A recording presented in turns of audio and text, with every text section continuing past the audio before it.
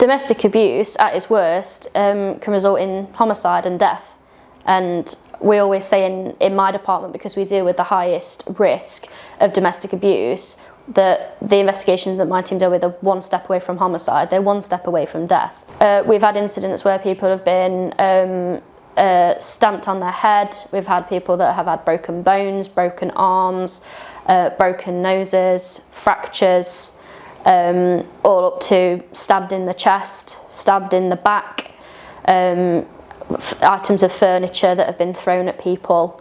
Domestic abuse it's wide ranging, so it's not just physical abuse, it can be emotional abuse, psychological abuse, financial abuse. It can start as simple as you can't wear that, you can't wear makeup, who are you going out with tonight, checking a mobile phone, for example, all things which may seem protective at the beginning of a relationship, but we know that that's often the slippery slope to controlling behaviour, which if that relationship continues, could result in physical abuse and could go on for a number of years. White Ribbon Day is important to me because it's not always obvious when you're younger, the attitudes that men and boys have about women.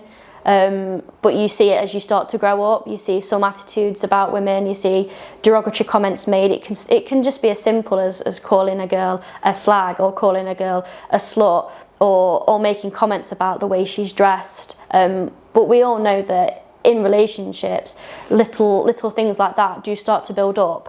And I see it in our investigations day after day, that these comments are still being made by grown adults, by grown men in relationships.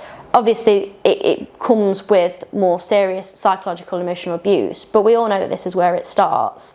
So for me, it's about saying it's unacceptable, and it is the start to more serious abuse. So if we can try and stop it, then that's great.